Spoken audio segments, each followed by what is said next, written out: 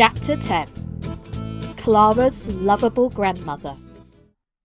There was much expectation and preparation about the house on the following evening, for Grandmother Sesseman was coming.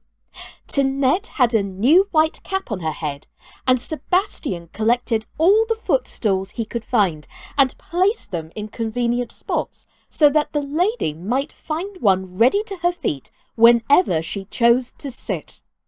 At last the carriage came driving up to the door, and Tinette and Sebastian ran down the steps, followed by the housekeeper, who advanced to greet the guest. Heidi had been sent up to her room and ordered to remain there until called down, as the grandmother would certainly like to see Clara alone first. Heidi sat herself down in a corner and repeated her instructions over to herself. She had not to wait long before Tinette put her head in and said abruptly, "Go downstairs into the study." Heidi had not dared to ask Miss Rottenmeier again how she was to address the grandmother. She had thought the lady had perhaps made a mistake, for she had never heard anyone called by other than their right name. As she opened the study door, she heard a kind voice say, "Ah, here comes the child. Come along, and let me have a good look at you." Heidi walked up to her and said very distinctly in her clear voice, "Good evening, Mrs. Madam." "Well," said the grandmother, laughing, "is that how they address people in your home on the mountain?" "No," replied Heidi gravely. "I never knew anyone with that name before." "Nor I either," laughed the grandmother again as she patted Heidi's cheek. "Never mind. When I am with the children, I am always Grandmamma. You won't forget that name, will you?" "No, no," Heidi assured her. "I often used to say it at home." "I understand," said the grandmother with a cheerful little nod of the head. Then she looked more closely at Heidi, and the child looked back at her with steady, serious eyes, for there was something kind and warm-hearted about this newcomer that pleased Heidi, and indeed everything about the grandmother attracted her. She had such beautiful white hair, and two long lace ends hung down from the cap on her head and waved gently about her face every time she moved, as if a soft breeze were blowing round her, which gave Heidi a peculiar feeling of pleasure. "And what is your name, child?" the grandmother now asked. "I am always called Heidi, but as I am now to be called Adelaide, I will try and take care—" Heidi stopped short, for Miss Rottenmeier was at this moment entering the room. "Mrs. Sesseman will no doubt agree with me," she interrupted, "that it was necessary to choose a name that could be pronounced easily, if only for the sake of the servants." "My worthy Rottenmeier," replied Mrs. Sesseman, "if a person is called Heidi, and has grown accustomed to that name, I call her by the same, and so let it be." Miss Rottenmeier was always very much annoyed that the old lady continually addressed her by her surname only, but it was no use minding, for the grandmother always went her own way, and so there was no help for it. Moreover, the grandmother was a keen old lady, and had all her 5 wits about her, and she knew what was going on in the house as soon as she entered it. When, on the following day, Clara lay down as usual on her couch after dinner, the grandmother sat down beside her for a few minutes and closed her eyes. Then she got up again as lively as ever and trotted off into the dining-room. No one was there. "Heidi is asleep, I suppose," she said to herself, and then going up to Miss Rottenmeier's room, she gave a loud knock at the door. She waited a few minutes, and then Miss Rottenmeier opened the door and drew back in surprise at this unexpected visit. "Where is the child, and what is she doing all this time?" said Mrs. Sesseman. "She is sitting in her room, where she could well employ herself if she had the least idea of making herself useful. But you have no idea, Mrs. Sesseman, of the out-of-the-way things this child imagines and does." "I should do the same if I had to sit in there like that child, I can tell you. Go bring her to my room. I have some pretty books with me that I should like to give her." "That is just the misfortune," said Miss Rottenmeier with a despairing gesture.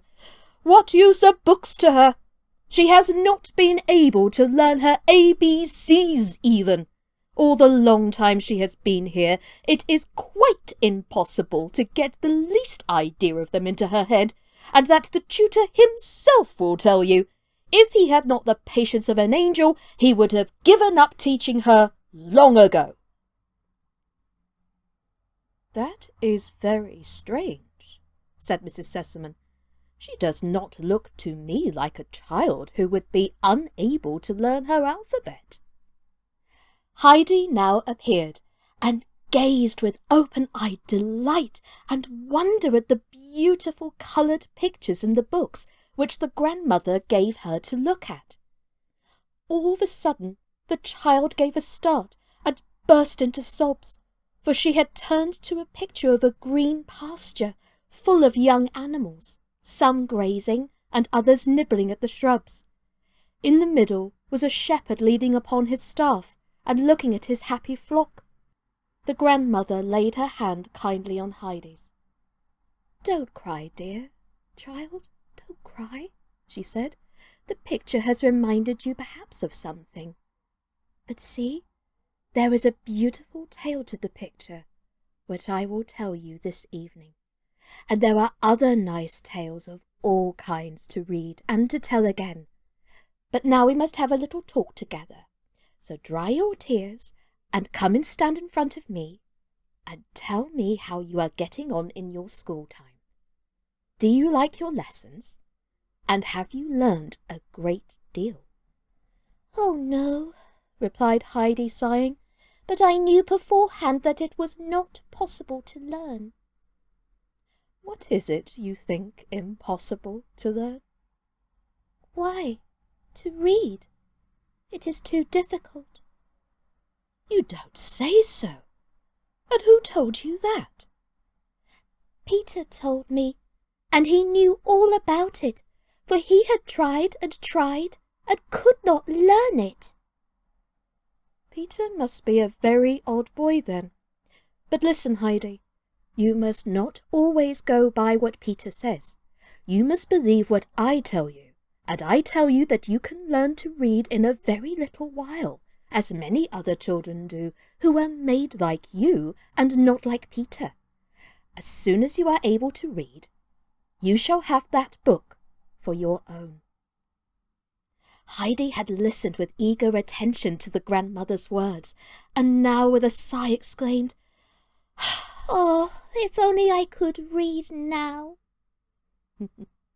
"It won't take you long now to learn, that I can see. And now we must go down to Clara. Bring the books with you." And hand in hand, the two returned to the study. Since the day when Heidi had so longed to go home, and Miss Rottenmeier had met her and scolded her on the steps, and told her how wicked and ungrateful she was to try and run away, a change had come over the child. She at last understood that she could not go home when she wished, as Data had told her, but that she would have to stay on in Frankfurt for a long, long time, perhaps forever. The weight of trouble on the little heart grew heavier and heavier. She could no longer eat her food, and every day she grew a little paler. She lay awake for long hours at night, for as soon as she was alone, and everything was still around her, the picture of the mountain with its sunshine and flowers rose vividly before her eyes, and when at last she fell asleep, it was to dream of the rocks and the snowfield turning crimson in the evening light, and walking in the morning she would think herself back at the hut, and prepare to run joyfully out into the sun, and then there was her large bed, and here she was in Frankfurt, far, far away from home, and Heidi would often lay her face down on the pillow and weep long and quietly, so that no one might hear her. Her unhappiness did not escape the grandmother's notice. One day she called her into her room and said, "Now tell me, Heidi, what is the matter? Are you in trouble?" But Heidi, afraid if she told the truth that the grandmother would think her ungrateful, and would then leave off being so kind to her, answered, "I can't tell you." "Well, could you tell Clara about it?" "Oh no, I cannot tell anyone," said Heidi in so positive a tone, and with a look of such trouble on her face, that the grandmother felt full of pity for the child. "Then, dear child, let me tell you what to do.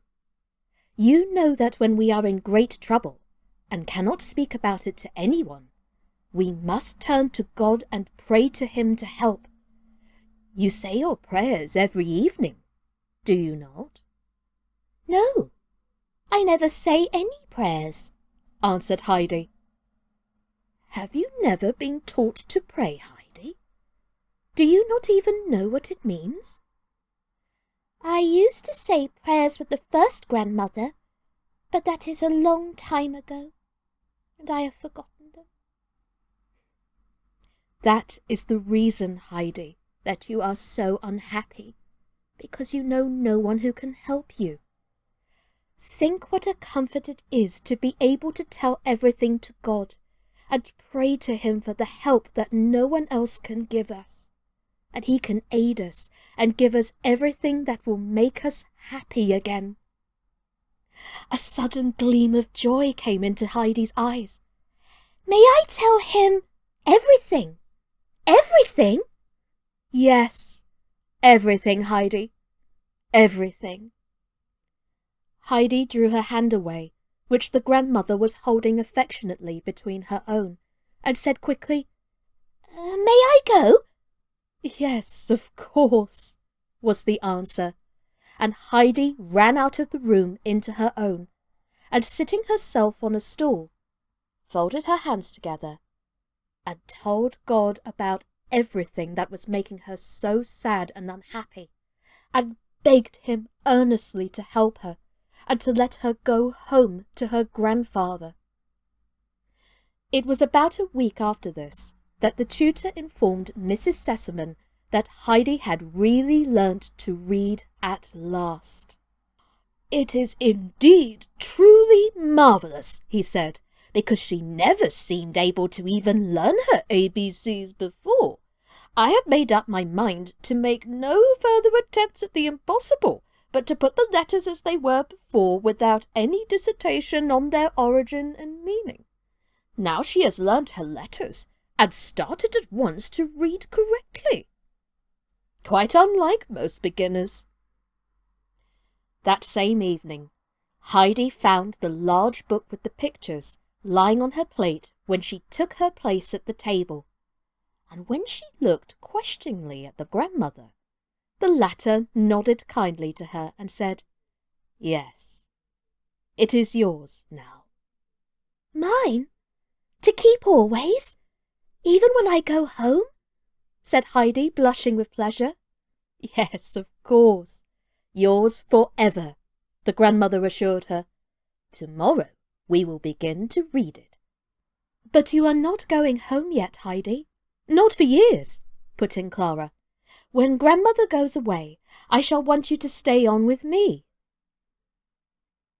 When Heidi went to her room that night, she had another look at her book before going to bed, and from that day forth her chief pleasure was to read over and over again the tales which belonged to the beautiful pictures. And there you have it, ladies and gentlemen, boys and girls. And I must say, that chapter has just reminded me why I came on board with Quarantine Kids Storytime. You know, it's that childlike pleasure when we start to discover new worlds. And I hope that whether you're old or new to the channel, that you are enjoying the tales that are on offer, and like Heidi, you are rediscovering or maybe even discovering anew the sort of joys and pleasure that a book can bring. So with this in mind, join me again for Chapter 11 of Heidi by Johanna Spyri. My name's Sascha Cooper, and this has been Quarantine Kids Storytime. Take care, everybody, and stay safe out there. Bye-bye!